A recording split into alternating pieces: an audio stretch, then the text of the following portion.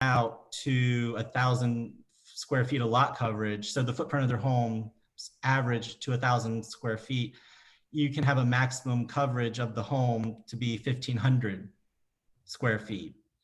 And like I said, this doesn't include garages. So if you want to do a detached garage or some other accessory structure, outbuilding, that does not fall under that calculation. However, it is governed by the garage portion of this overlay, which generally it mostly matches up with the standard requirements. However, it takes it a little bit farther.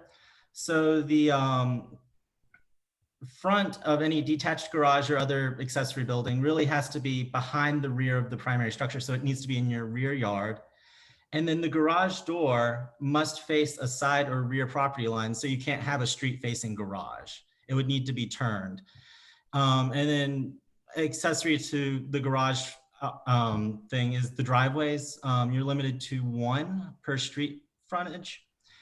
If you're on a corner lot, the driveway must be within 30 feet of the rear property line. And then if you do have, and then I don't believe there are any alleys on Rosecliff. So I don't think the alley provision really matters here. But if there was an alley, then you would be required to use the alley.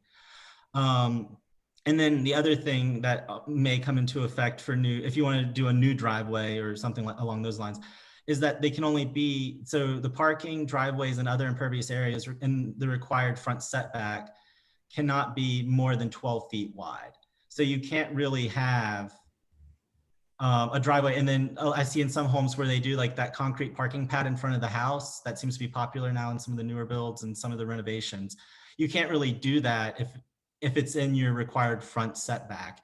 And generally the front setback is almost usually the entirety of your front yard. So it really pushes parking to be to the side or the rear of the house to keep cars from being in your front yard, really.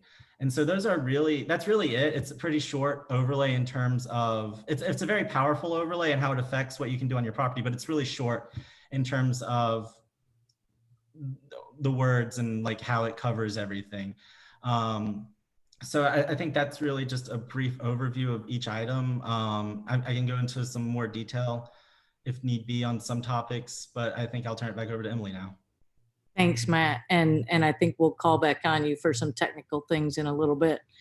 So now that Matt has described a lot of technical details, I want to jump back and talk about how did we get here. So I would also add, if anybody is trying to join, if your video is not on, we just can't have you. That's one of the policies that we're doing for this call, and one of the policies that we see in each neighborhood meeting that I've been in our district. So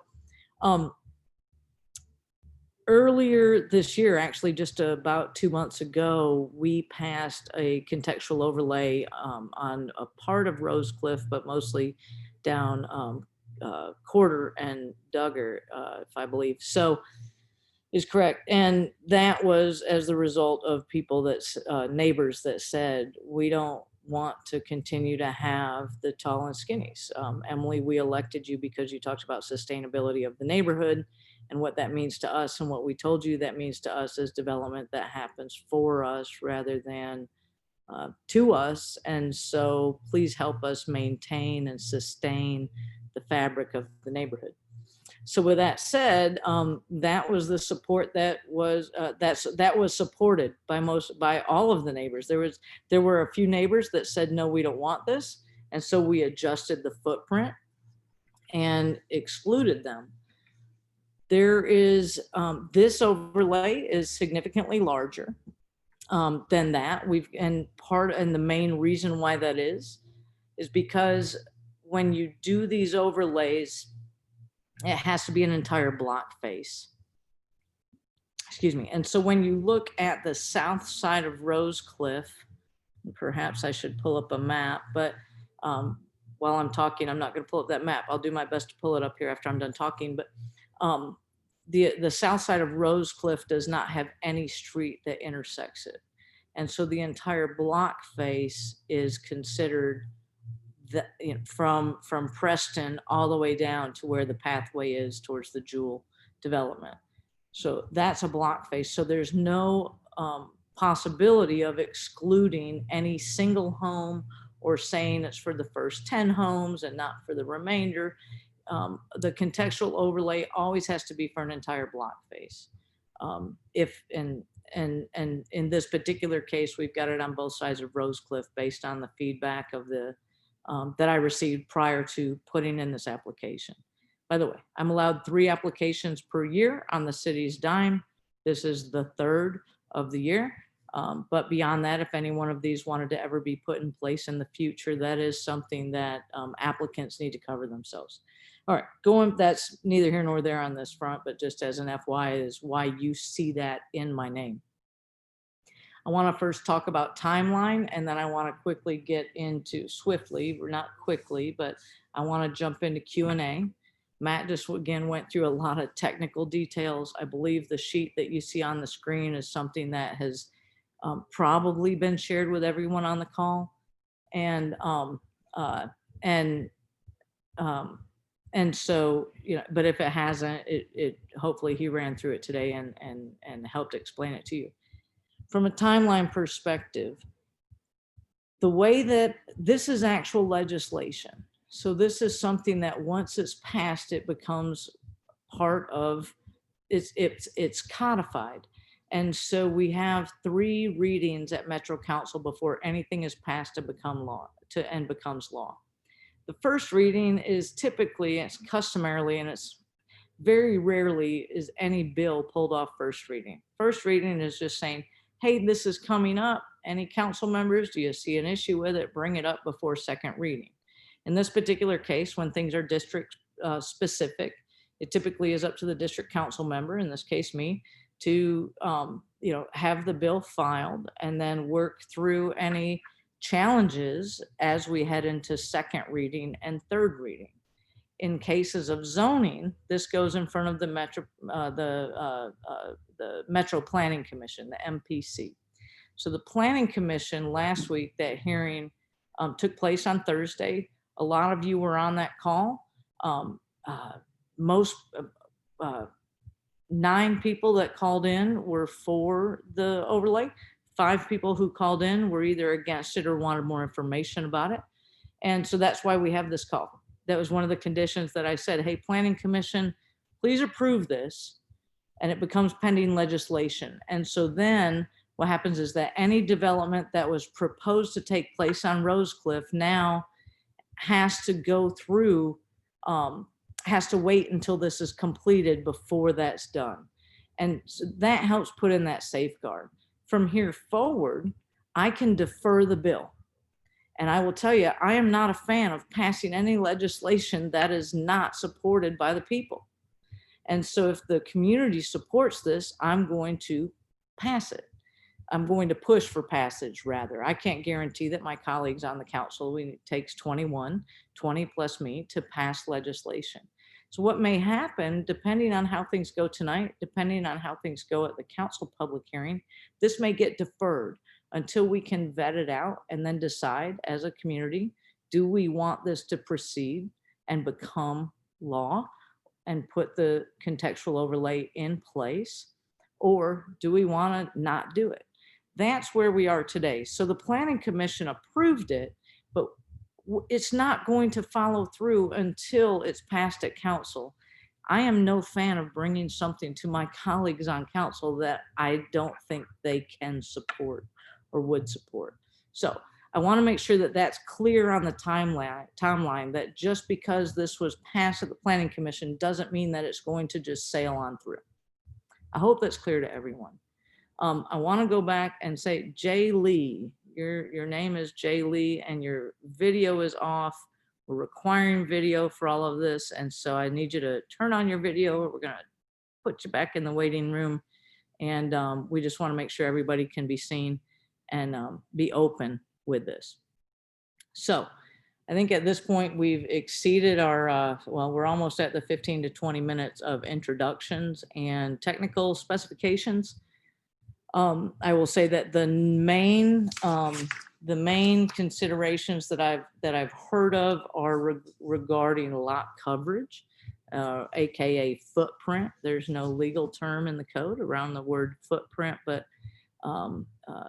colloquialisms within the department and a standard, much like we say the word by right, zoning by right. There's no place in the zoning code that says by right, but just by right, all of you with a lot that's zoned R10, by right, you can build 2 homes on that lot.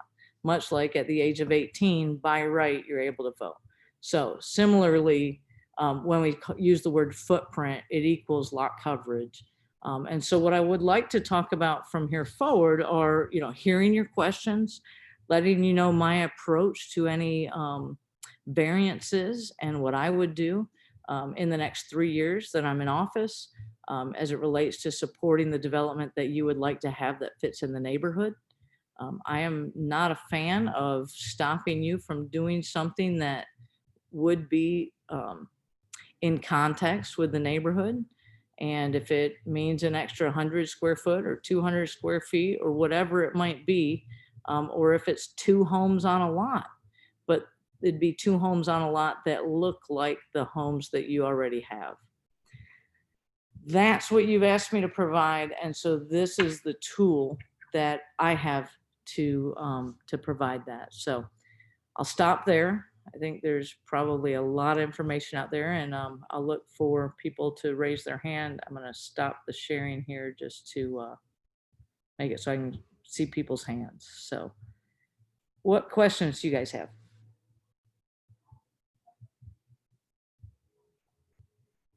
You gotta, I'm sorry. And does everybody know how to raise their hand in the app? We should probably start with that.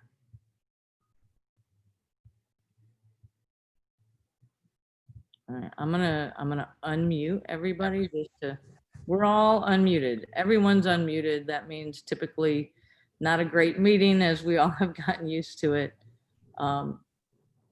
There we go. All right, JC, you've got a question. I saw your hand. I was just using it as an example of, as far as raising the hand. So I was just showing you modeling raising the hand.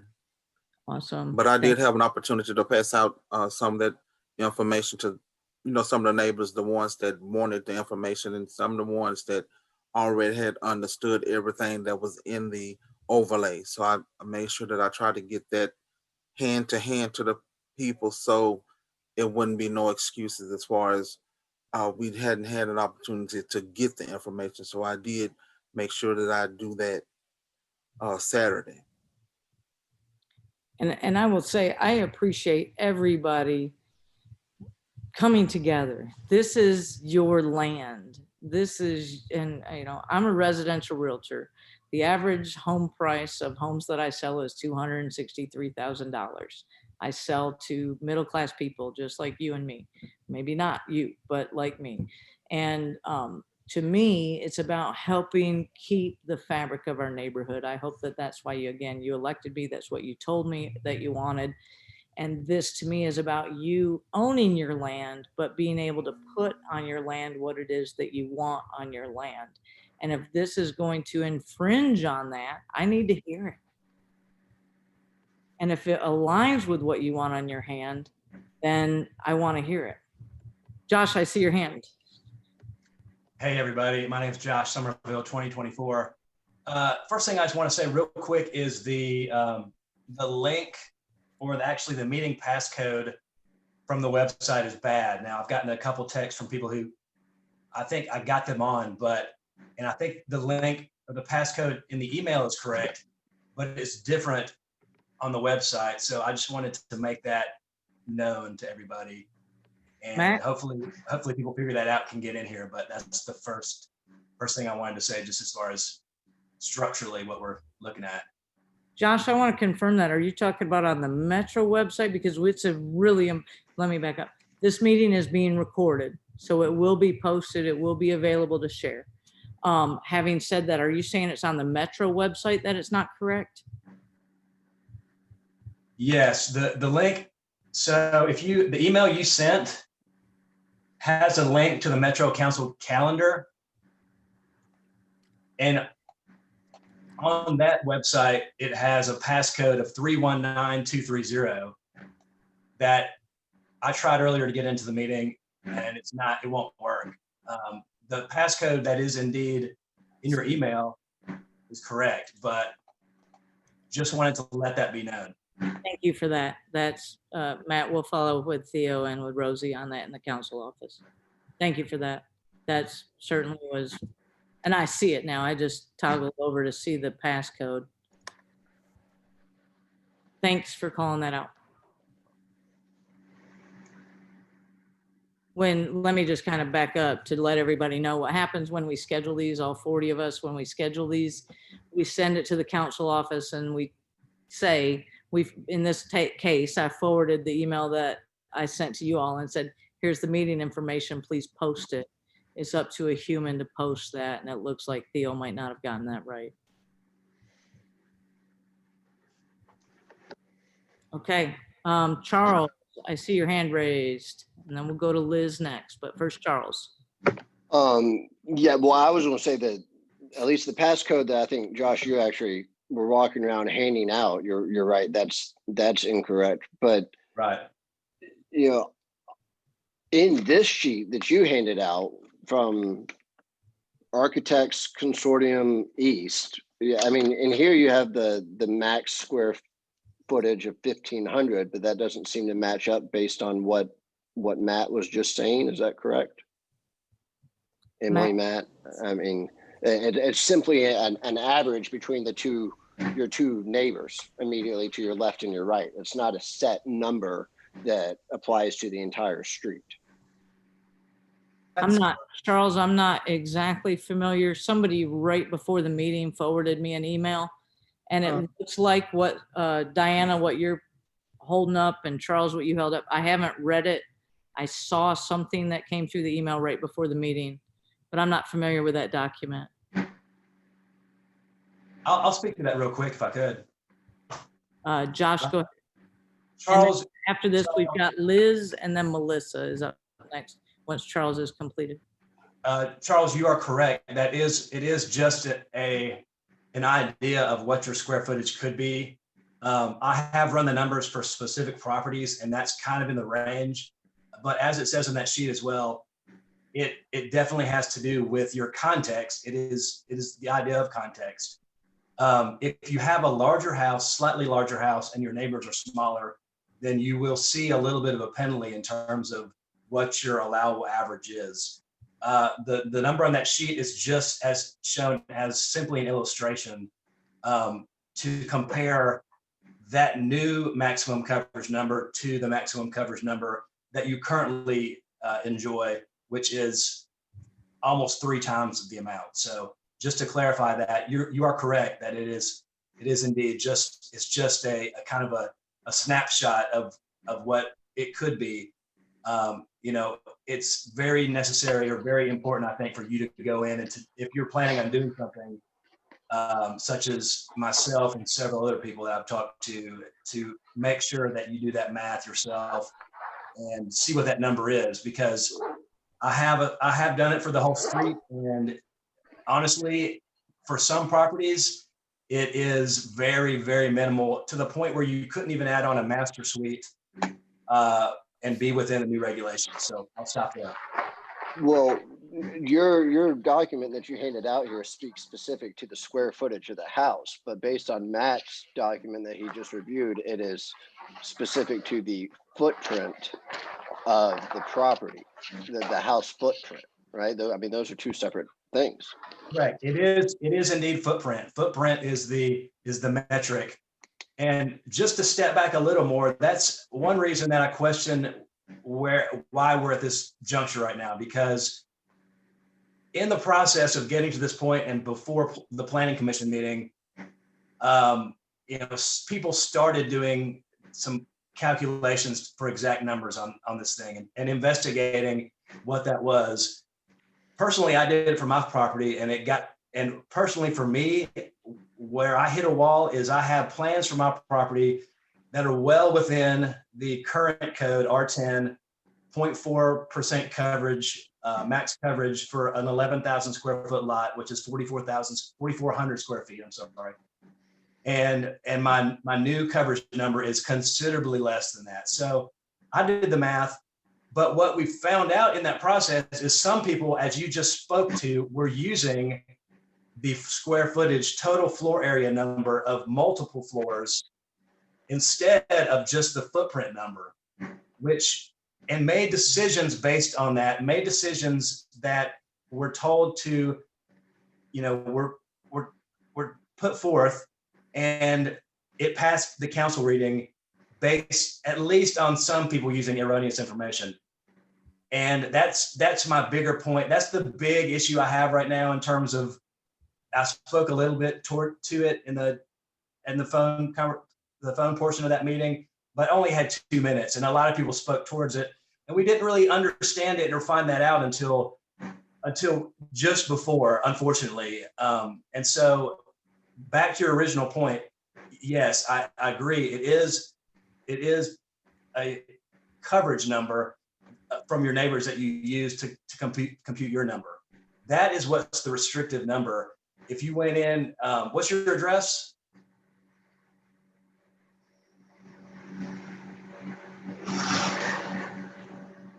Are you there, Charles? Yeah, he's on mute. Charles, you're on mute. That's cool. Yeah, so I'm going to jump in here. Josh, you've shared a lot of really good information. I think, Matt, we've heard a lot about footprint just now. We've heard about square footage, multiple stories. We've heard about the allowed average, and we really haven't spoken about the variance process, which I think at some point it's very important that we talk about that. But I guess, Matt, I'm gonna go ahead and Charles, your hand is down now, so looking ahead, we'll have Liz, Melissa, Em, and Charles up to speak next. But I think, Matt, will you please speak to those 3 items that had come up? Footprint, square footage, and height. Yeah, sure. There's actually no really direct limitation on square footage in the contextual overlay. That the square footage is indirectly regulated by the height limitation and the coverage limitation. So the coverage is your footprint, really. So and it is based on the 2 on either side. So the 2 homes on either side. So there's four data points total that go into determine your average. And so I use the really basic average of, if you average 1,000, then your maximum footprint or your maximum coverage can be 1,500. So if you end up having a house, so if your neighbors all average to 1,000 square feet, but your house turns out to be 1,600 square feet, you can't add on. Or if your house is 1,400 square feet, you can add on 100 square feet. And that's sort of the part gets back to the context, because part of the context of the neighborhood is the size of the homes and how they sit. And so if you end up having a bunch of small homes that maybe are a story and a half, and then you get this larger, more sprawling ranch style, that may not fit the context of the neighborhood anymore. And then speaking to height, so the height is 125% on either side. So generally what that would allow is, and it's a 27 feet if the average, if that 125% is less than 27 feet, you're allowed to do 27 feet to get that story and a half in there. And then there's a maximum height of 35 feet, which is about 3 stories, but that's not really that much different than what the current standard is now. It just puts a foot number on that 3-story height. But that's also determined by your 2 neighbors on either side. So you have a story and a half, and your neighbors are all 1-story ranches. You probably could not add on to the height of the home. Now, Matt, having said that, every house on this street is zoned R10. Yes. Can you explain what R10 means? And then can you speak to building 2 homes on a lot based on that being R zoning? So explain what the jargon I just said to you that doesn't make sense to anybody on the call, perhaps. So, there are 2 principal, sorry. No, go ahead. There are two principal residential zoning districts in Nashville. There's R zoning, which is the original, which allows for single family and two family. So a regular single family home and then a duplex.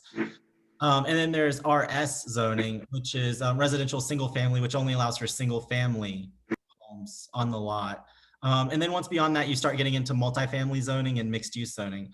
But in our zoning, there are certain restrictions on doing it. Your lot has to be of a certain size. And I believe all of the lots on Rosecliff meet that. It generally keeps duplexes from being built on undersized lots. So if the lot is, so if you're zoned R10 and you have like a legacy lot that might be 8,000 square feet, I don't think you can do a duplex, but I believe all the lots on Rosecliff conform to their zoning. But what you can do is you can do duplex, and based on state law and Metro Code, you don't have to have they don't have to be connected. They can be detached, and that's sort of what you see around East Nashville through the horizontal property regime, a method of creating a condo and having just two units. So you have unit A and unit B. And you can still do that in a contextual overlay. It's just that it would, each of those units would need to conform to the contextual overlay. And so let's say your lot coverage is 1,000 on both sides, and you go back to that 1,500 square foot maximum coverage. So your maximum is 1,500 square feet for that lot. You could theoretically put in two 750 square foot lot coverage units. And then if your neighbors average out to, they're all 1 story. So your max height allowed is 27 feet, then you can do basically 1.5 stories.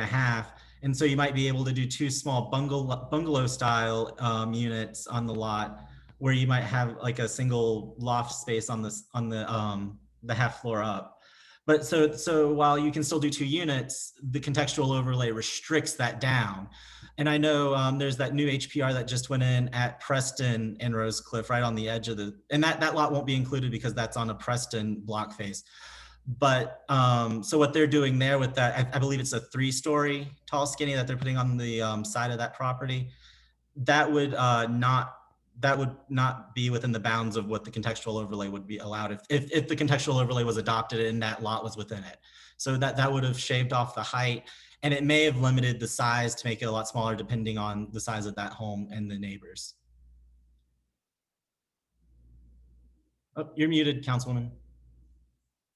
All right, that was a lot of technical information. So what I want to do is jump back in. I see, Josh, your hand is raised and physically, but there's a raised hand function. And so there's 5 people ahead of you that we need to get to. But if you want to raise your hand on the WebEx, then it will put you in the queue. But we'll start with Liz. You are up and unmuted. Okay. Hi, neighbors. I'm Liz. I live at 2011. I just want to say that I love this street.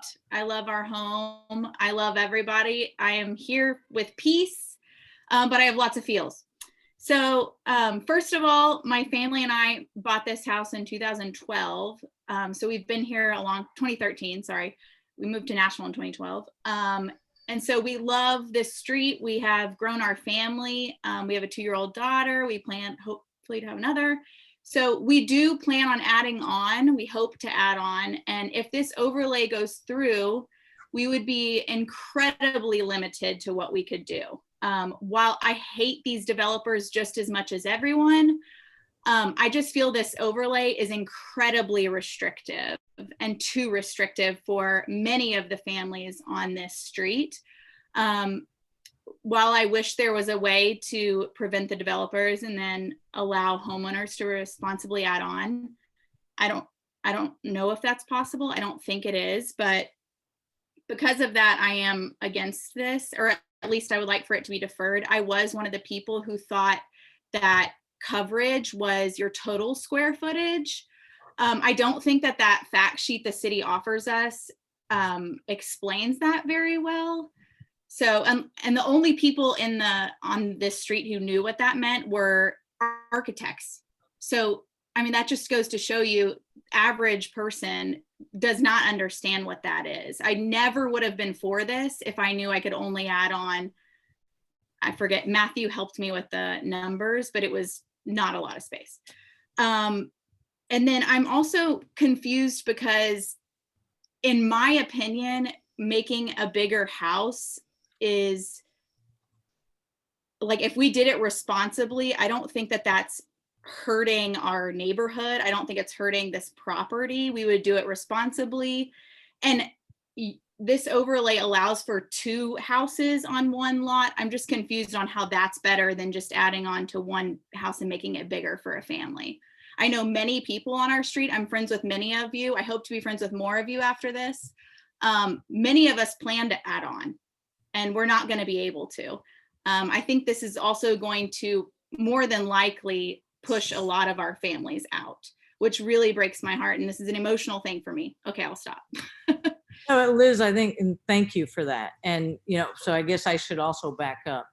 We're all neighbors. I used to live on Hayden. I live up off Haysboro right now, but this is my hood, you guys. I used to run all these streets every day, and this is your hood, and this is, you know, so we got to make this yours. It is yours. We got to make sure it stays yours, and that means different things for different folks. So I think Matt, Liz, did Matt clarify on all the technical talk that he's got? I know it's very jargony. To your point about the FAQ, one of the notes I wrote down and it came to earlier is we need to, as a city, update the FAQ to make it easy, right? Yeah, I think that I think literally 2 people out of how many people are here? 16 people understood what that meant. Okay. And something's moving forward when 2 out of 16 people understood. Yeah. That's a little alarming to me. That's awesome feedback, and literally, truly, out of my takeaway notes, that's the very top one. So I mean, and like, again, I don't want my neighbors to hate me. I am all for protecting Rosecliff. I really, really am. I just think this is so incredibly restricting. And one of the reasons, last thing I'll say, one of the reasons I love this street so much is because of how many families and awesome people we have on this street. And this overlay I'm sorry, it's going to push families out. It just is. And so, and you touched on the next point that I want to say, which is this is not in any way, shape, or form like any other zoning to say, hey, I don't like you, I'm not coming to your house, or I'm gonna snarl every time I walk my dog past your house, or whatever it might be. This is about making sure that as neighbors, you guys all live together. You already are there. I hope that you stay there. I want you here. So this is about making sure that everybody's needs are met as best as we can, right? Matt, is there anything that you would want to share? The note that I took down here was 2 homes versus 1 home with an add-on. Could you speak to that footprint and what that means? Liz, I'm gonna, we're gonna move on. So there really is. So 2 homes versus 1 home with an add-on, it doesn't necessarily make a difference in the eyes of the zoning code because both are allowed uses. However, both are restricted to the same square footage. So you could have, like I said, you could have 2 homes with 750 square feet of footprint, or you could have 1 home with 1,500 square feet of footprint if your average ended up being 1,500 max. So the overall size of the built structure, or the overall size of the dwelling unit portion of the lot would be the same. It would just be, you may have 2 doors instead of 2 front doors instead of 1 front door. But in the eyes of the zoning code, both are allowed uses because there's. I guess, Matt, if I were, and Liz, I might know your question, I might not, but I wanna make sure we get to everybody. If I were to tear down a house and build 2 homes today, what's the maximum footprint that I'd be allowed to do in an R10 lot? 40%. And let's not take into consideration stormwater or grading. Yeah. Let's just pretend it's a flat lot. Your maximum lot coverage in an R10 is 40% of the lot area. But that also includes, if you want to have a detached garage, that would also be included in that 40%. So I think if you had 10,000 square feet at 40%, I think that's 4,000 square feet. I apologize. I only took math for liberal art. We used a lot of calculators and basically balanced the checkbook. So I apologize if my numbers end up being a bit off. You got it. You got it right. Okay. So yeah, and that's sort of, I guess, and that's sort of where you start to see these big tall and skinnies, because that's only the footprint. So you have 4,000 square feet of footprint. So you could have 2,000 square feet per home, and then add another story onto that. And now you're looking at a potential max out of 4,000 per the home, or even higher if you go up to 3 stories, which is allowed in the residential zoning districts. But like I said, like you said, there are other limitations on the lot. There's things like easements, setbacks, stormwater considerations. So the ability for someone to fully build out to 40% on the lot is fairly rare. Usually it's a little less, because at a certain point too, they want people to have a yard. And then they also just start going up to a 2nd floor or 3rd floor. And in this particular case, on the even side of Rosecliff, we've got a watershed of some sort behind it that always has to be taken into consideration. Okay, Liz, I know you still have something to say, but we've got a lot of people in the queue, and they may have the same question that you've got. So I'm going to move to Melissa. You are up. Hi. Yeah, I basically want to just echo everything Liz said, pretty much. I did not realize what we were talking about when this was first proposed to me. I wanted to keep the feel of the neighborhood. I was all for that, and keeping out tall skinnies. That was pretty much all I was presented with. And I just signed. I said, sure, yeah, that sounds great. I had no idea about all that was really entailed, and I am definitely not for it at all. I as it is,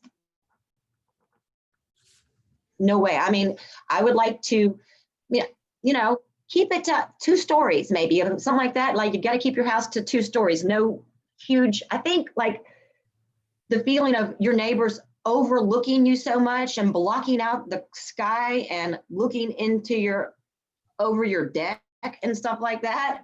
That's kind of what I think people don't like. Yeah, I mean, just too much. But wanting to add on another room or part or whatever you want to put in your backyard, people are doing, I don't care. But I don't want my neighbors to be looking in to my backyard, which I know that's what Charles has. Yeah, people don't like that. So we're trying to keep that out. But if we can't keep that out without giving up all of our rights and the value of our property, I don't want it, so that's all I have to say. Thank you. I guess, Matt, is there anything in between? Is there any way to stop the tall skinnies or base zoning and yet not put in a contextual overlay? So the only other option would be to downzone to RS zoning, which would prevent 2-family construction on the property. So you could not do an HPR, you could not do a 2nd dwelling unit on the property. It would also take away your ability to do a detached accessory dwelling unit, should you want to do something like that. So that's the only other real option. Unfortunately, the way these standard overlays work is the overlay we're looking to apply on Rosecliff and the overlay that was just applied on Corridor are the same as overlays that were applied in Berryville and Sherwood Forest out in Old Hickory. And so if you change the standards on the contextual overlay to fit one neighborhood, you're affecting all the neighborhoods. And so the people in Sherwood Forest or the people in Berryville might like the restrictions on adding onto the house. And so you're really affecting everybody. And I believe at this point, there are at least 10 or 11, maybe 12 contextual overlays around town, maybe more than that. I know I've done about 5 or 6 in the last couple of years. So it's really a lot of people at this point to change anything. All right. And I think one of the things we talked about early on are a couple of folks that had concerns about this is the value of the property. And so Melissa, you just touched on the value. And, I think at first that was not a concern for folks. People said, well, it's not about value for me. It's about how do I add on to my house? It's about how do I live where I want to live and how I want to live. And I think the conversation has turned into value somewhat. I think it's both, right? But now I think there's more of a focus on value than there is on that, you know, what does my life look like? And I guess, Charles, I didn't know you had somebody looking down into your home, but that's prevalent in South Inglewood now, in Duggar Heights. And you know, whether you're on McKennell, whether you're on, again, where I used to live on Hayden, there's those situations exist. And I know there's a lot, again, going back to a lot of the things I heard when I was elected was, let's stop those things from happening. And so, as Matt said, this is really the best tool that we have to do that in today's zoning code. That doesn't mean it's the right thing. And again, folks, so I want to move on. Charles, your hand is up again, but I do also want to hear from other folks. So Melissa, thank you. And Charles, you're up, but I do want to be quick because I want to make sure we get to other folks. Yeah, thank you. When I muted myself and you only have permission to unmute us. So I live next to that house that is going up right now on Rosecliff. And Matt, you said that that house is on the Preston block face, which is completely absurd to try and say or have the city assume that that's the case, because that house is directly on Rosecliff. That driveway is on Rosecliff. Like everyone here, we like this neighborhood and the street because it's just a nice neighborhood, especially with all the overcrowding, overbuilding that is occurring in Nashville everywhere we look. So I have this new house is going up right next to me that's looking right into my office window. I have, I don't know, like 6 or 7 tall and skinny houses that have been built within the past year that now look into my backyard. I mean, the issue in reality is the HPR and a builder coming in to develop. Matt, you said it's great if we want to build a second house. I don't know anyone who lives in a house and wants to build the second house on their own lot. They want to, build onto their house. Shouldn't it just be as simple as if it's an owner who's lived there for some time and plans to continue living there for some time, they should be able to use their lot as they see fit? Just say that there's a max coverage of 40% on the lot when I have this monstrosity going next to me, plus the house that already exists on there. I'm not a surveyor, but I can safely assume that covers probably well more than 40% of the lot. So I think that's really the frustration. And what's great about our street is that it's just good people that are single family homes and working, especially with all the COVID and quarantining. Everyone's really met everyone, and you're going to take, I don't know how many houses are on the lot, but now every house can be doubled. So we go from 15 to 30 houses. I think that's the ridiculous part that needs to really be addressed with not just our street, but Nashville and the city and how things are conducted as a whole, because it's simply not right for builders to come in, this HPR, this invisible imaginary line, to call this second house that being the back property on Preston, when it's clearly a house on Rosecliff with a driveway on Rosecliff. On a personal note, if this does pass, I'm interested to know if my average is based on this new construction or the total construction of that whole lot. But what's done is done with that house. I think no one wants to have a builder come in and build a monstrosity to just then flip and sell and overcrowd our street. If someone's living there and has lived there and wants to add on because they love their street and love their house and have a growing family, by all means, add on. But I think the issue or the frustration that started this is when this new house came up and all the houses we've seen in Nashville with these HPRs that are going in. Charles, you make a great point. I'm gonna cut you off there because what we're talking about is stuff that the state restricts us on. We're talking about landowner rights. And so hypothetically, if I live not in the tall skinny that's being built next to you, but if I live on the other side of you, I own that land. And let's say I got deployed into the Army, into overseas, and I now want to rent out that house. And then eventually I end up staying overseas and I want to tear that house down and I want to build 2 because the R zoning allows me to build 2 there. Like the challenge becomes, we end up in this situation where we're telling other people, here's what you're allowed to do with your land. And that's what the contextual overlay does too. But as it relates to, Washington, D.C. has things like, you've owned your home for this long, and so when you build new, you pay X amount more taxes. We, unfortunately, the state restricts us from doing that. But I hear you loud and clear, and those are conversations that I have with the planning department, not with Matt. Matt is our planner within the council office who works closely with the planning department every day. But legislatively, I work with planning to say, how can we represent homeowners better instead of landowners? There's a big difference between an investor and a homeowner that wants to live on their land, which is who we're talking about today, right? Which is who most of the owners on Rosecliff are. But it's kind of a short answer to your question of, I wish we could be more fair with that. Unfortunately, there's just not a way in our current state law that would allow us to be more favorable to an owner occupant than somebody that comes in and buys the land and wants to do something. It's not to say I'm not looking for it all the time, because again, that's what I hear from you guys is, let's take care of our homeowners. So I'm gonna jump, John. He had another question I was going to answer. He was asking about determining the standards for his lot since he's on the edge. So the only because you're on the edge, you would actually only have the 2 lots next to you going into Rosecliff would determine your standards. The properties outside of the overlay do not count towards your overlay. So not the new build, but it would just be the 2 lots next to you going into the new build is outside of that. It's on the Preston block face, because the original home that's on the front faces Preston, and it has a Preston Drive address, and that's why it's considered on the Preston block face. And with the Rosecliff driveway. Yeah, and now there's 3 driveways right there on the left when you turn into Rosecliff. And unfortunately, the block face is determined by the way the home faces and the address, not where the driveway is located. And I would say also a lot of this is just grandfathered things that exist as I've worked on these things around the district. There's just things like that where the address, it faces this.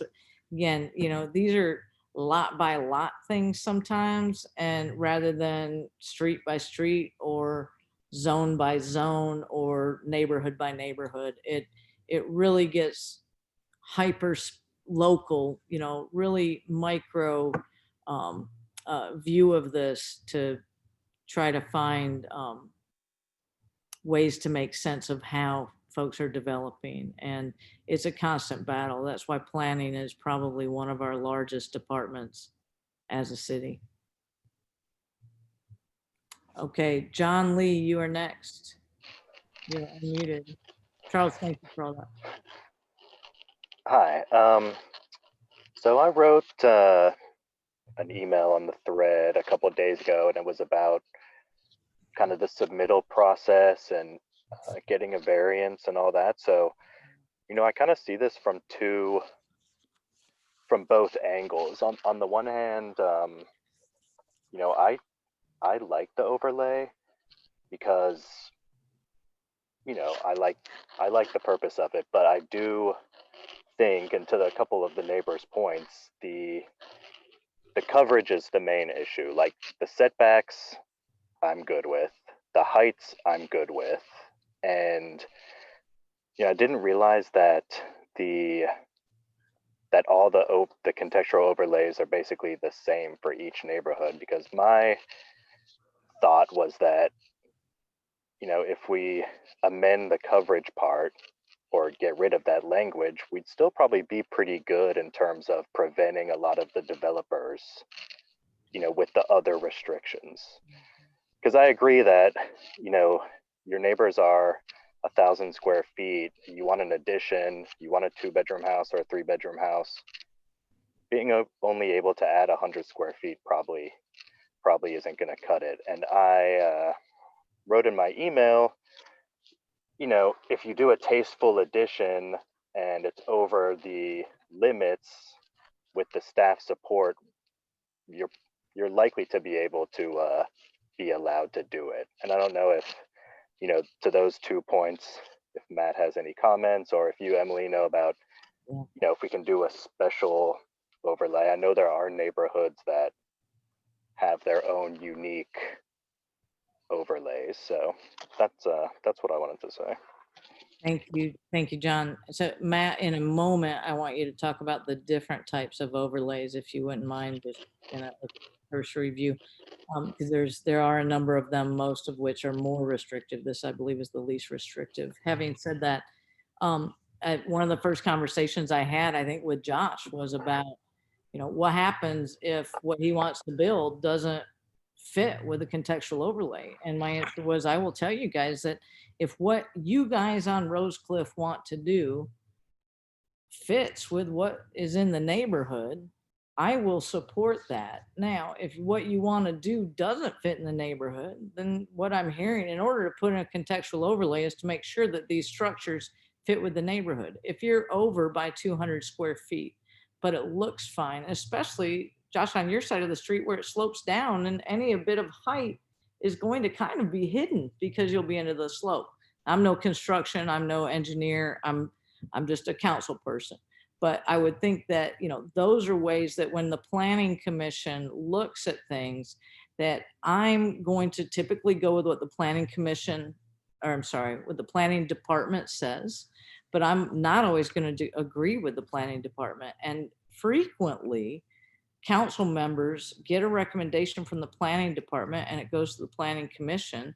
And sometimes they all shoot, the planning department recommends disapproval, the planning commission recommends disapproval or votes to disapprove. And yet still the council person brings it to the floor and asks 39 other members to pass something that has not been approved by those other two, by the department and the commission. But if it's something that's popular with the street, if that's something that everybody wants or almost everybody wants, even though it might be non-conforming, the council member has a lot of discretion as to bringing that forward. But at the end of the day, I answer to you. You guys vote for me, you vote me in, you vote me out. And so I'm always trying to do what I can to represent you best. And sometimes that means doing a variance. And that variance can look like, well, it's a case-by-case basis, but I've been to the Board of Zoning Appeals many times, and I've said to folks, you reached out to me straight away, you showed me your plans, I even came by your lot and looked at what it's going to look like, or I looked at what you did that was out of compliance, and I think it stinks, and I'm not going to support your variance, your zoning appeal, or I look and say, this makes sense for the neighborhood, and I absolutely support your variance request, your zoning appeal. And that carries a tremendous amount of weight. The council members' support carries a tremendous amount of weight. I will say, I'm here for 3 more years. So, and who knows what's going to happen 3 years from now. You guys may say you all hate me and Emily, don't dare rerun, or you may say, Emily, please take a run at it again. But regardless, in the next 3 years, I have this opinion, but what happens after me and this overlay is still in place.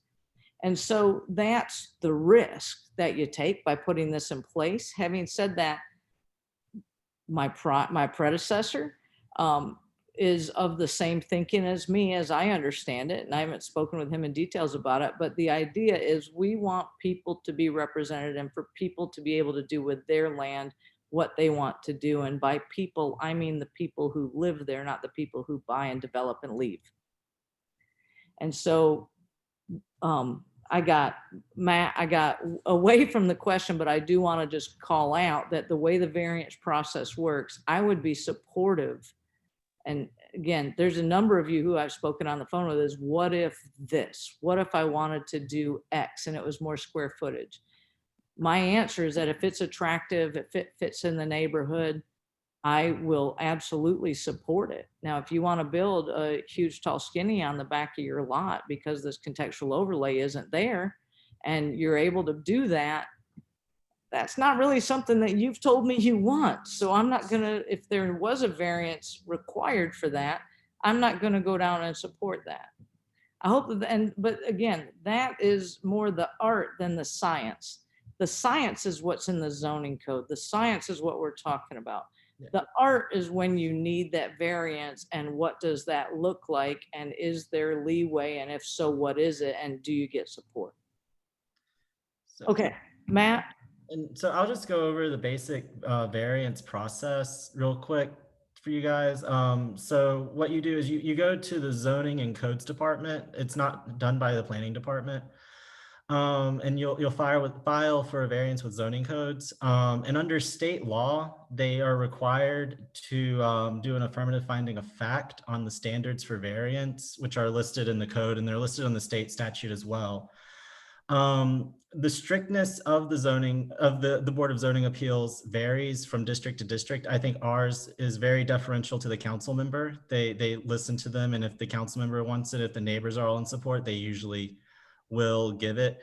However, I will say that they are their own board, and they are a quasi-judicial board. So if you want to appeal their decision, you would go straight to court. It does not go to council.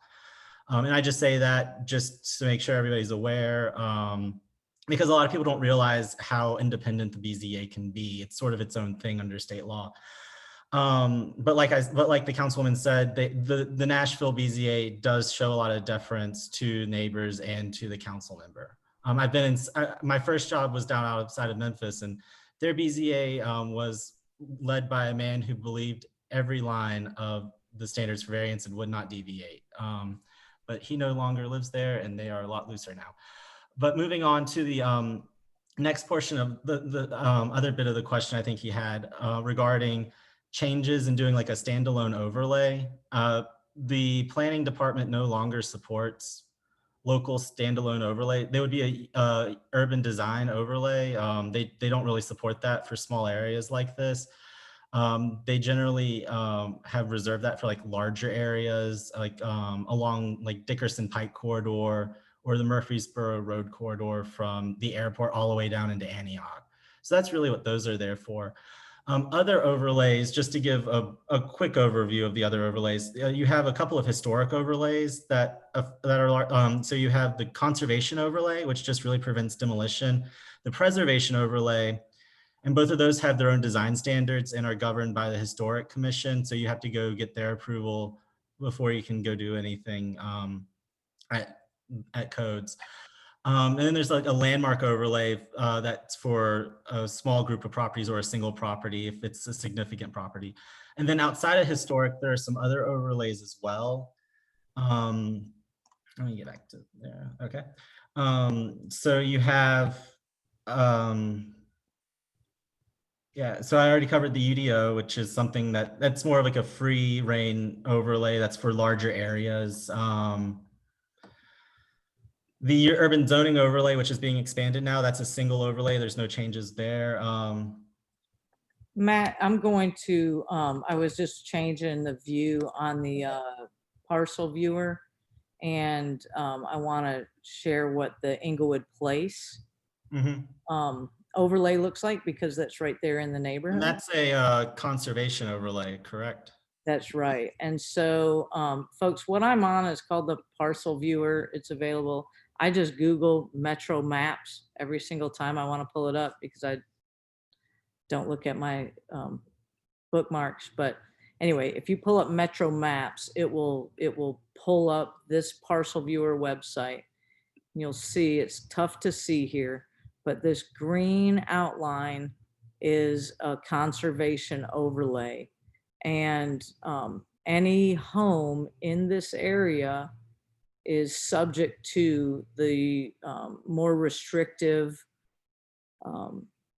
zoning that a conservation overlay provides. And that is, so Matt, I'll jump back to you, and just here's an example of that. We do have historic overlays as well to the north up in,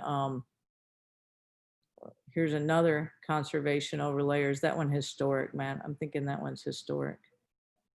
I think that one might be historic. And the key difference is really the governance of the Historic Commission. You both have to be historic properties, so 50 years with contributing structures as reviewed by the Historic Commission to apply for those.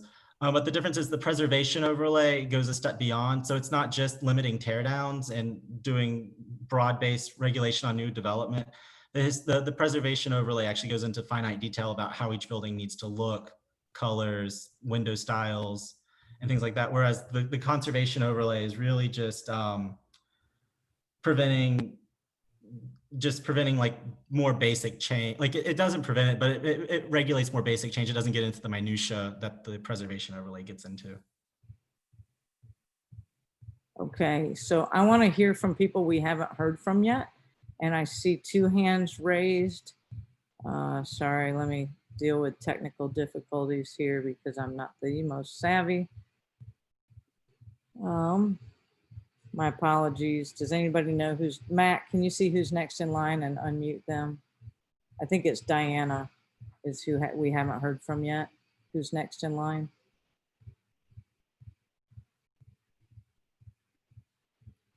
There we go. Okay. Hey, now I can talk. All right, you're unmuted. There you go. Can you hear me? I can. Okay. I don't want to say too much, really. It's more just, I just really want people to, you know, make their own decisions on this. I think the biggest concern for me is that people were sort of making decisions based off conversations around the street. And I thought this meeting was really important for them to ask their questions and make their own decision. I'm very much for the overlay.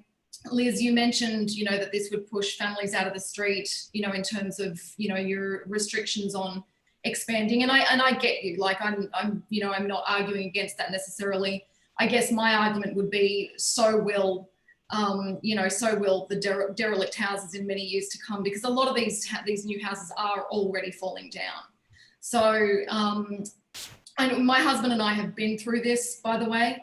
It's just we own multiple properties, and the ones that are generally under contextual overlay will increase in value through the years because people want into your street.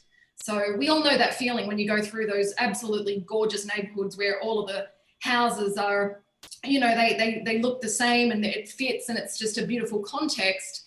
You drive down those streets and you go, I want to live in this neighborhood. And sure enough, those those houses are expensive. And sure enough, there's a contextual overlay on those streets, which is why they've been made so beautiful. So for me, I understand it's restrictive. I would love for Josh and Liz and also Melissa to be able to, you know, put in a variance at some stage and be able to and get that approved. I know that I will support that. But, you know, I am thinking long term here. I think, you know, there's no point owning the most beautiful house in the shittiest neighborhood. It goes the other way around. Whether you're investing in real estate or living in the street, the most important thing is the street, and then you can deal with the house. You'll be able to figure it out, whether it's to get that variance or, you know, to get creative, whatever the case may be. For me, it's the most important thing to maintain the quality of the street in order for it to be safe in many years to come. So, you know, these developers, it might be safe now, you know, but in 10 years time, when people have to sink tons of money into these new buildings because they're falling down, you only have to look at the nations. I've got multiple friends that are now trying to get out of the nations because of what's happened over there. So for me, I understand where everybody is coming from, and it's become the lesser of two evils, I guess, because, you know, you do bring up good points about why it can be a bad thing. So if it's become two evils, to me, having the contextual overlay is definitely the lesser of two evils. I want our neighborhood to stay great. So just take that into consideration. Liz, no one's going to hate you. If anything, I already love you. And I know that, you know, if this goes through, 100%, I know I'm down the road, but I'll pitch a tent in your backyard and say I'm your neighbor, and write a letter. Whatever we have to do, we'll support that, because I just think it's more important to support the street first. But I want you to make your own decisions. I don't love that there were letters handed out this afternoon that were very scarily written for some people that don't understand this stuff. I just, you know, I'm not a fan of that. I want you to make your decision, and I will respect your decision as a neighbor. Okay, thank you, Diana. Next that we have, and I guess there weren't really questions there, and but I mean, this also is not just a forum rather for questions. No, Diana, I couldn't hear you right there. It just looked like you said, I'm sorry, but it's okay that you don't have questions. That keeps me from talking so much, which I don't have a problem doing. But we'll move on to, we haven't heard from Bill. Bill Purrier, your hand is up. So you are up here. Let's unmute you. You should be unmuted. I think, there you go. Hey, can you hear me? I can. Awesome. Good evening, everyone. Thank you, Emily, for and everyone for being here. I may not have as big a dog in the hunt as a lot of you. I live, full disclosure, in an HPR. It was built about 4 years ago at the corner of Duggar and Rosecliff. It's a great street, and no doubt about it. I have a natural distrust of any entity changing the way people can use their properties. And you know, I respect everyone's opinions, and no one can see the future. But conversely to what was just laid out as maybe some of these tall and skinnies starting to show signs of wear in a fairly short amount of time, I will tell you that if you live in a bungalow and suddenly you can't do with your property what you thought you might be able to, I don't agree that the value of your property will go up. I think it will do the opposite. I think it'll go down. And I've seen in a previous neighborhood that I lived in, Woodbine in South Nashville, I saw some properties where the people couldn't get out of the land what they wanted. The houses gradually went into disrepair, and these are older homes from the 40s and 50s. And what happened was they would be scooped up by equity firms, most of them out of state, California, New York, wherever, and they would turn those into rental properties. They would spend almost no money on those properties, and there would be a churn of tenants, and almost all of our issues, crime, just speeding cars and all that kind of stuff, would almost always emanate from those rental properties. So, but if you've got a bungalow on a 10,000 square foot piece of property, and you decide to, I'm not saying any of you fall into this, but one of our neighbors or more of our neighbors might, and eventually they say, you know, I want to get out of here, or I can't afford to keep my house up. Well, with the overlay, if you want to sell it, you may get X number of dollars. Without the overlay, I'm pretty sure you can get X plus some number of dollars. And so again, that feeds into my natural distrust of overlays of government, or changes into how people can enjoy their properties. Again, I live in an HPR. You can call it tall and skinny or whatever, but I'm also not a great fan of a lot of the cookie cutter homes that are going up that look almost identical, except for maybe a change of a paint color. And with the front facing garages and all of that, it's boring for my aesthetic. But on the other hand, that's outweighed from the consideration of limiting how people can enjoy their properties. That's all I got to say, y'all. Thanks for listening, and I appreciate everybody on this call. Thank you. Thank you, Bill. Okay, we haven't heard yet from Shauna Wells. Shauna, you are unmuted. Yeah, hi. I want to say again, like everyone else, we really love our street, and we're really lucky to be here. And we used to live out on Powers, which is much closer to like the Rose Pepper, and that street was just ruined with just terrible builds and just awful construction and tall skinnies. And so I think, we're not going to find probably a perfect solution that's going to make everyone happy, but I definitely know that I feel like in the long run, if tall skinnies and large houses that aren't well made are definitely going to hurt property values and drive people away. However, I really feel for people on the north side of Rosecliff. People don't have basements. We live on the south side, and we're lucky, our upstairs is about 1,300 square feet, but we have a full finished basement. So we have, plenty of space. So I can understand that if people want to build on, that that's a concern. And so my question is, you know, the other overlays were kind of gone over quickly, and I'm trying to understand, are any of those sort of address the issue that a house could be built on tastefully within the style of the neighborhood, but a little less restrictive than what we have with the current overlay? So I was just, so there's not really another overlay that does what the contextual overlay does, especially one that doesn't have the historic requirement. And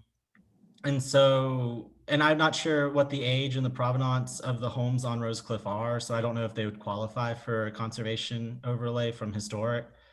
I think, yeah, like ours is 1952, but They would, Matt. It'd be like Inglewood Place. They'd qualify for conservation overlay, but it's a pretty small area. Yeah, for conservation overlay.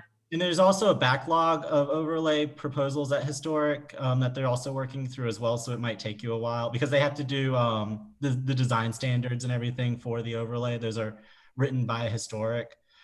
So I'm not sure how quick they could turn around on it. I know that they've been working on one for a while that they're finally getting ready to submit the application for, so it can run in February. But Matt, I guess I want to jump back to the point. Okay, so the least restrictive overlay really is the contextual. Is that correct? It's the only overlay that really does what it does for any neighborhood. I would say that generally it would be less restrictive than a conservation or historic preservation overlay. But again, those conservation and historic preservation overlay design guidelines are unique to each neighborhood. And then I think they were trying to standardize the conservation overlay requirements a bit. And I have not seen their draft of those, so I don't know. They haven't finished it because of COVID got in the way of their meetings, and that it's been put on hold as well. But long story, long answer short, the contextual overlay is really the only overlay that does what it does in terms of restricting how homes and how buildings are built on the lot. That would be applicable in a residential area like this. Shauna, I'm going to remute everybody. Okay. Just because I heard some noise. Shauna, I'm going to unmute you. And I just want to make sure, you know how we all do these Zoom meetings now and we hear somebody off mute, which is typically by accident. But this conversation, your question really ties in well to the variance process, the Board of Zoning Appeals. And I'm here to tell everybody that if, you know, based on the group that we're talking to right now and based on the feedback that I've received from others who may not be on the call, if you want to add on, Shauna, to your house, even though you've got enough square footage on the south side, if you did want to add on to your home, or as long as it's tasteful to the neighborhood, and that's not Emily's opinion, that's the planning department's opinion. And it also requires a letter to your neighbors, and your neighbors may say, what Shauna's trying to do, Emily, stinks. We don't want that. She's trying to make it look, you know, super tall in the back, or whatever it might be, the design that just doesn't seem to conform, or it's not in context with the rest of the neighborhood. I'm typically not going to support that. But if it is something that's in context with let's say you wanted to add on 1,000 square feet to the back of your house, both downstairs and up combined, but that's larger than the allowable footprint, but it looks good, it fits with the neighborhood, you're going to put bricks on the outside like perhaps the rest of your home probably is.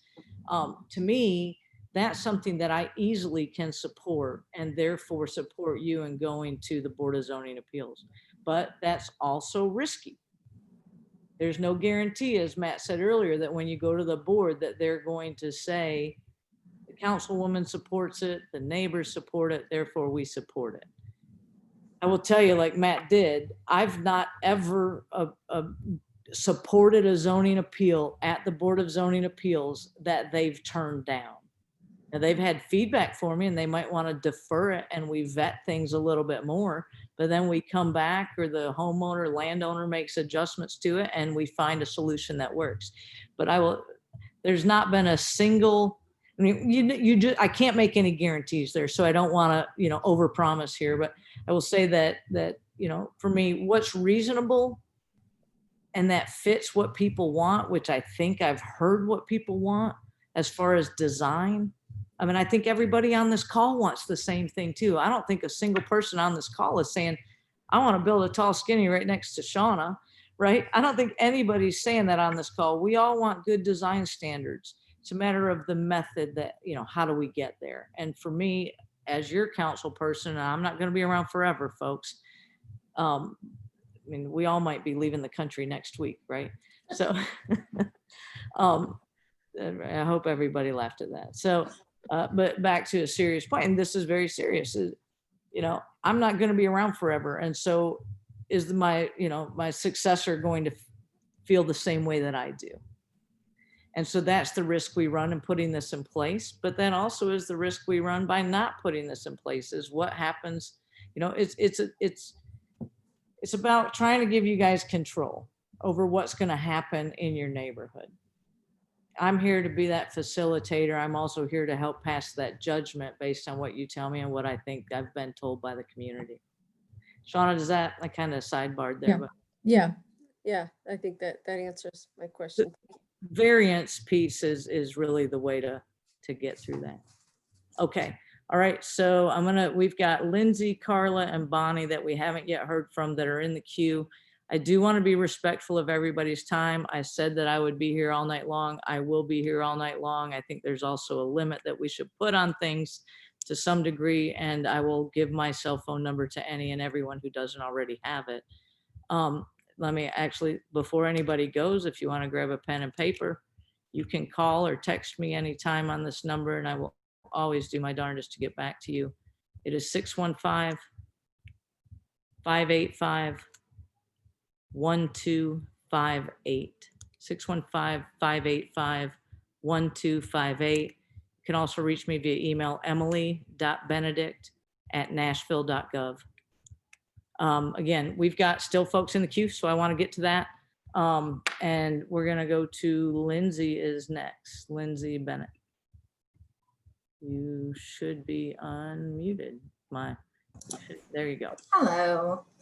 I am at 2010. So like Shauna, I'm in a bit of a different situation. We had the ability to finish out a basement, and I have to say or during quarantine, I'm not sure that my small family of 3 would have made it through these past couple of months without some space to separate. So I do absolutely feel for everyone feeling stuck in this situation. I guess my concern that I want to share, and I don't know if it warrants a response other than just feeling like I've said my piece, but I appreciate hearing that there are the variance options and that, hopefully people would get approved for the changes that they want to make.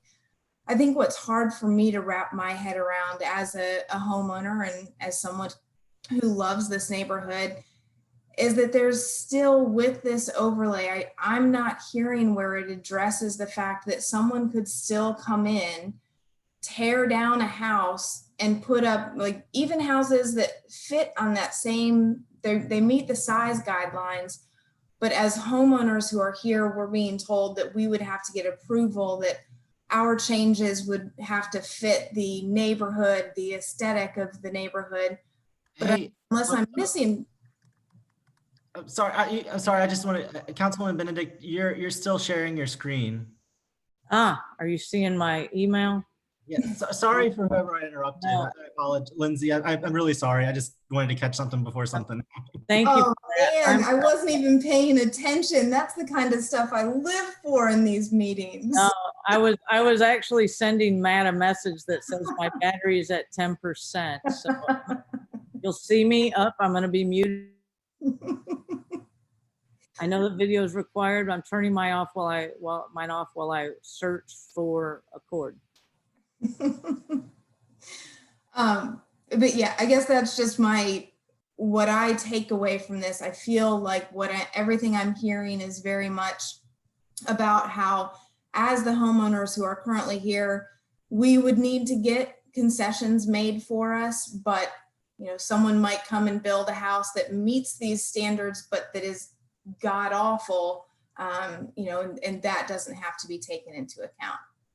Also, I would like to point out, Bill, those houses down there are not tall and skinny. They're absolutely gorgeous and a great addition to the street.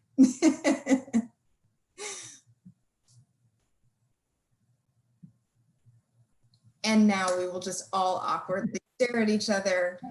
I'm back. But I will tell you guys, I ended up coming into the office to do this, and I did not bring a power cord. So my screen is low, but we will go to, thank you for that.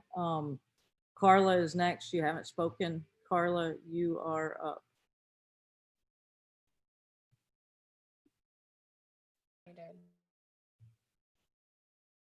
Are you unmuted? Okay, I think I did it right now. Yep. Okay. I guess I'm still, I think that I understand this, but I would just want to be sure that I'm understanding what Matt is saying. I think what he's saying, and I guess my question is, correct me if I've misunderstood this, but I guess what I'm hearing is we only really have two options, and that's to just throw up our hands and risk what happened to Charles, which we all drive by every day. And I think it all breaks our hearts for Charles. And we all on this call want that to be us next. So either that's one option, is to just say, okay, well, whoever's going to build whatever beside me, that's going to happen. Or the other option is to do this overlay and understanding the limitations that puts on us. So if I'm wrong with that, then please correct me. And before I turn that back over to you to answer, then I do want to say one thing that's been, for me, really rewarding about this process that we started back in the summer was I really got to know a lot of my neighbors that I didn't know very well, people further down the street. And I will say that that's something, I know it's scary to think about having to go ask for a variance and having that unknown, that question mark. But that's been just really the most wonderful process of this to me, is getting to know so many people on the street who all want the street to keep being the great street that it is. We're all united in that. And the first time that someone on the street needs a variance, I guarantee 30 people will write letters telling them, telling the BZA that that's the kind of neighbors we have on Rosecliff. And that's what we want to do to each other. So for each other. So to me, that's my choice. That's what I support, because I know the street will come together and support a homeowner who wants to make changes to their home to make their home fit their family better. And there's no option like that on the flip side, right? Like, we can't come together and write 30 letters to keep a developer from putting a tall skinny on our lot. So to me, it's an easy choice. I understand it's not as easy for other people who want to make changes in a way that I don't. So I want to recognize that to my neighbors, but I do know that I have the best neighbors, and I know that they will all support each other when that time comes. Thanks. Thanks, Carla. Okay, next we've got two more folks currently in the queue. I haven't spoken yet. Bonnie, you are next, and you are unmuted. And I'm going to join in via my cell phone, folks. So I'm going to mute myself for now. Matt, will you take it from here? Katie is next after Bonnie. Hey, everybody. I'm Josh's partner, so I'm at 2024 Rose. I guess first I want to say, also, I don't love tall skinnies. I think that we're all unanimous about that. And that's kind of one of the most difficult things for me, is that we are all so unified on one front. And it's unfortunate that there are some people so it's unfortunate we're all making the lesser of two evil decisions. I hate that for all of us. And this is much broader, of course, than like Rosecliff or, our contextual overlay. I guess this is a broader like Nashville zoning planning sort of thing. So a lot of people, like Melissa, for example, said she definitely signed on and said, yeah, absolutely, I'll sign this. I don't want tall skinnies. And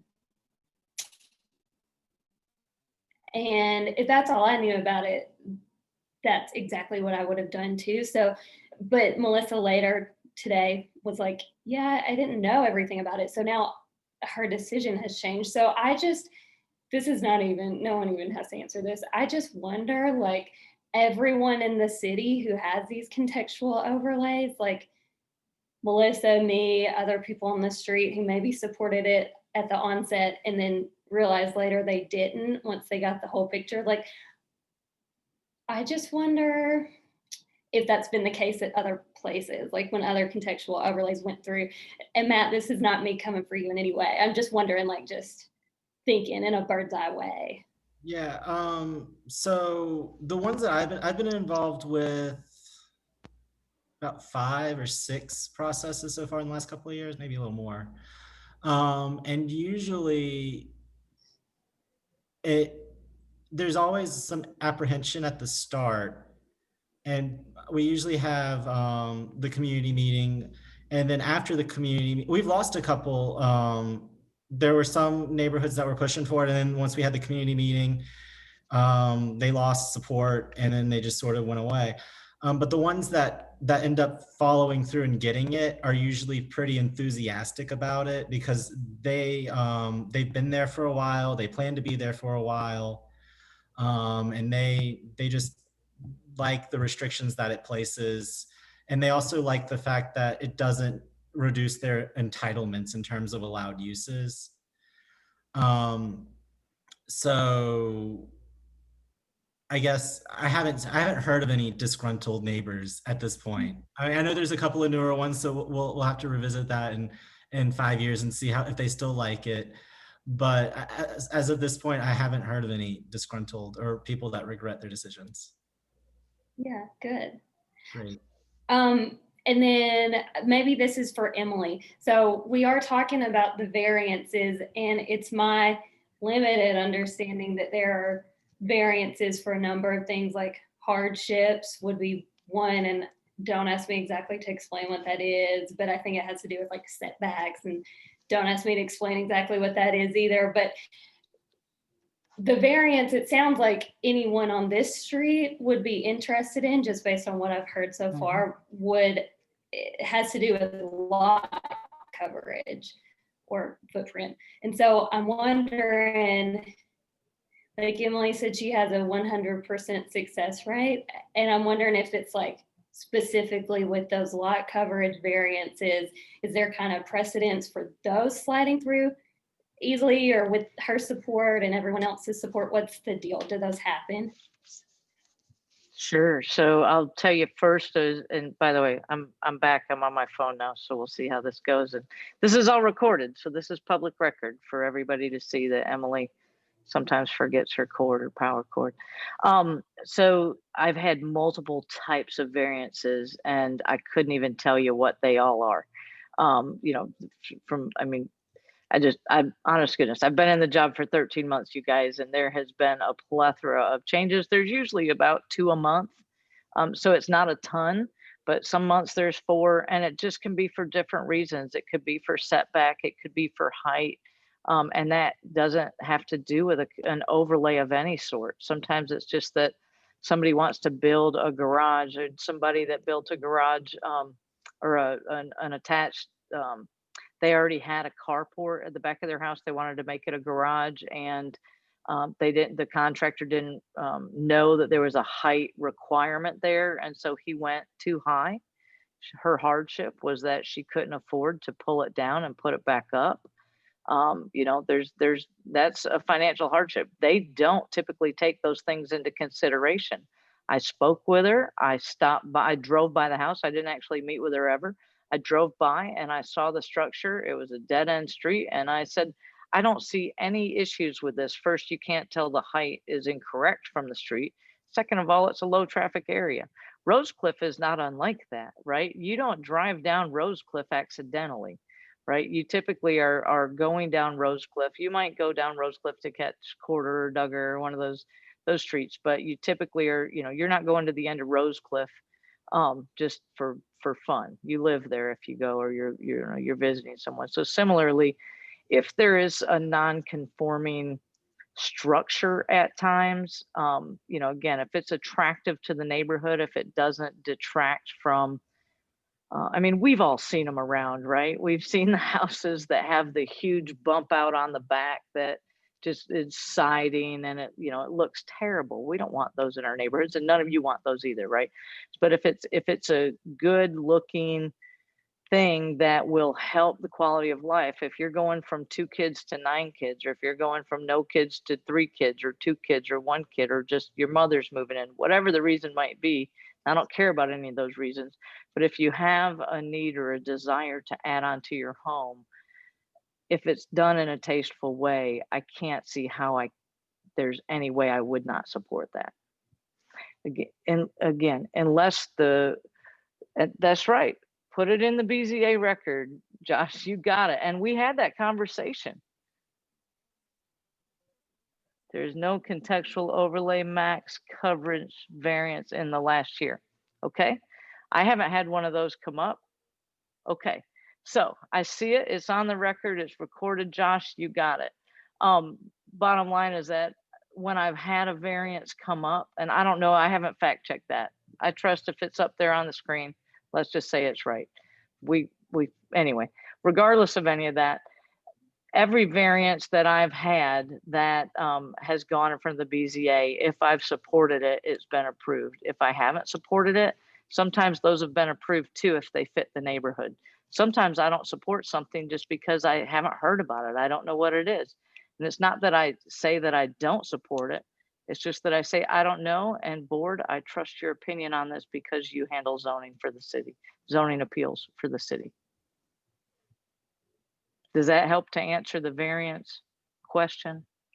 Well, I mean, yeah, it doesn't necessarily put me more at ease. I don't have really a different picture of how you are putting those through, because I do hear you saying that you are supporting them, and I believe that, and that what you are putting through, you are, successful with. It just, like, the specific variance that I'm interested in, and maybe some other neighbors, it sounds like there's just not precedence that I'm hearing for that. So I do believe that, you would support it. And just like Carla said, I think many of the neighbors would support that as well, but that still doesn't mean it goes through, because I don't have any, sure. There's nothing showing me that it's gone through, at least lately. Well, and so here's the thing, folks, and the last takeaway, and we've still got some questions, but the last takeaway that I want everybody to have, and we'll end on this later, or I'll just tell you now, is that, and I'll tell you both times, but this is I lost my train of thought there for all the signs Josh had been putting up there for a minute, but this is, here we go. So this is not a done deal. Just because it went through the Planning Commission and was approved at the Planning Commission, that means it's pending legislation. That doesn't mean it will go through. That doesn't mean it will, there's no bearing right now. I'm not going to bring this legislation forward without community support. That's how Emily does her council job.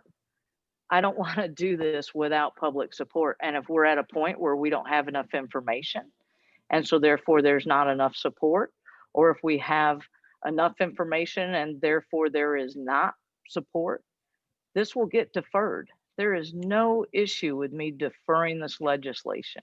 It is now pending legislation. It could be withdrawn at any time between second and third reading.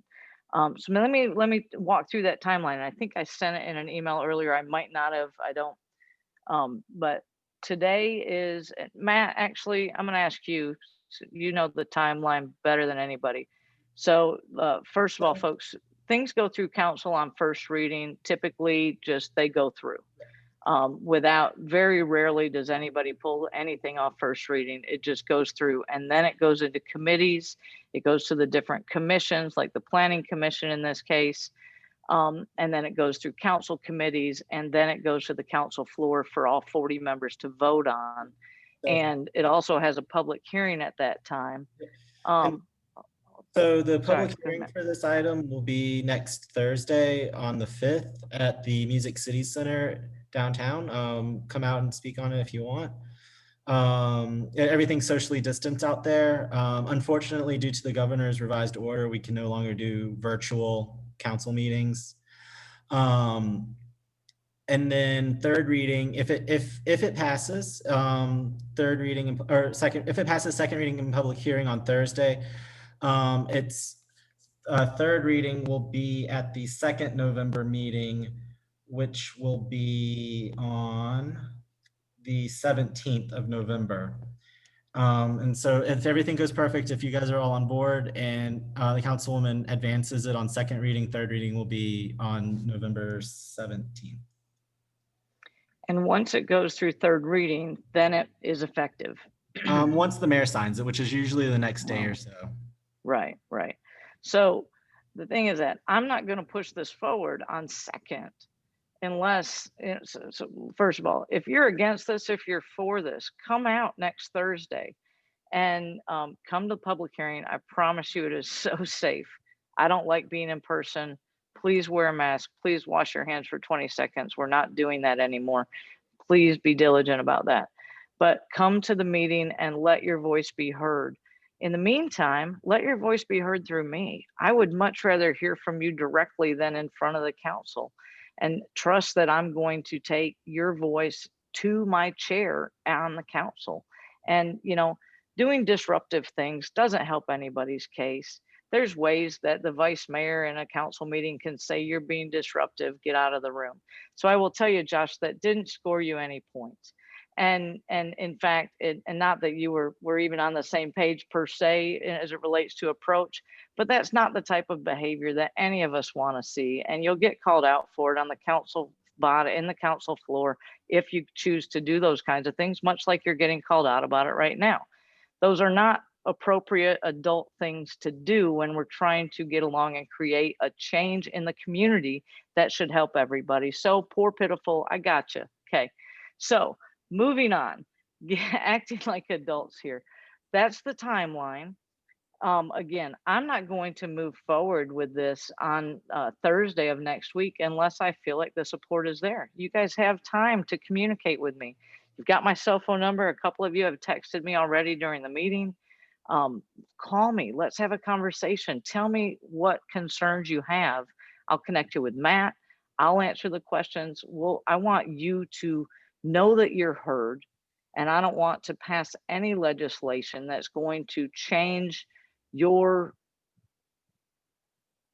life, period, whether that's your land, whether that's what you want to add on to, whether that's your quality of life, whether that's the folks building big homes around you, whatever it might be.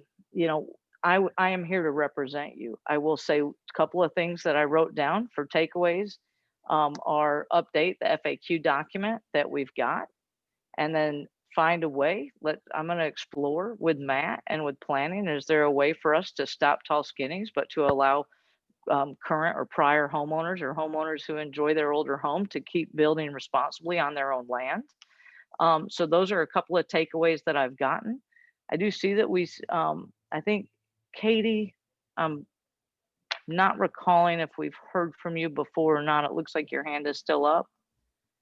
We'll go with Katie, and then I see that Liz and Josh have additional questions, but we'll jump to Katie. Let's see. I'm working off two devices here, folks.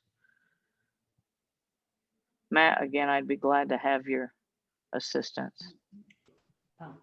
Katie, I'm muted. Hey, okay. I'm Katie, but Erica is actually going to talk because we are sharing the same screen. Yes. Hey, y'all. My name is Erica. I live at 1403 Quarter Drive. Katie, Jordan, who's also here, and a bunch of my other neighbors were the ones that were responsible for getting that first contextual overlay in place around the corner. I especially have such a soft spot in my heart for Rosecliff. This last winter, I was actually able to buy the house on the corner of Quarter and Rosecliff and lovingly renovate it. And it was just like one of the biggest joys of my life that I got to save that house from being torn down. It was incredibly, incredibly emotional for me. And I also think, yeah, just being able to see this beautiful family move in and buy it. And I will tell you, the day that I sold the house, I actually sobbed at the closing office. It was so emotional. So very, very invested in this neighborhood. Emily, you said something earlier, this is a risk by not putting it into place. And I really, really wholeheartedly agree with that. Kind of the thing that was the catalyst for me in organizing the neighborhood to get the contextual overlay for Quarter and Duggar was there was one day that actually my neighbor Katie next to me, we were out walking and we saw a house around the corner being bulldozed. We knew the previous owners and they had been told by the developer that they were only going to renovate it. And yet, of course, once it closed, it just went down to the ground. And I literally went home and I just cried. It was so emotional. And I remember calling my mom and just telling her about this experience and just saying like, I just can't see another house in my neighborhood get torn down. And especially I renovate houses for a living. I only buy in East Nashville and I lovingly restore them. I feel like every time I see a house get bulldozed, it like literally hurts my heart. And I just remember my mom saying, then do something about it. And that's what I did. I reached out to Emily and we got this contextual overlay in place. And it has just really been able for me and my neighbors to sleep better at night, knowing that we're protecting our neighborhood and our community. I was a little alarmed earlier when some neighbors shared with me that there was a notice put out about considerable devaluation for our neighborhood with the contextual overlay. And then even maybe some of the statements that Bill just made. These are really, really blanket statements, and someone that is in real estate and actually renovates houses for a living and has renovated houses in contextual overlays before, I have had the most positive experiences. I had no way, this is just my experience. I'm talking from being in this business, but has never, ever hindered property values. I would also invite anyone to come into my backyard and see the two houses behind me that are towering behind me and my lack of privacy, and the two houses that have just been built around the corner for me the porches have been built up so high that I can literally hear every single phone conversation that these people are having. I have been stripped of every sense of privacy in my backyard. It is so devastating. And so isn't there like a price to be set on how that devalues my land? So and also kind of what Carla was speaking to, we just really, really need to weigh our options. And again, I hate that the contextual overlay is so restrictive. I definitely believe in land rights. I love design. I love good design more than anything. But I also am not willing to sacrifice the integrity of my neighborhood because an outside developer can come in and dictate that.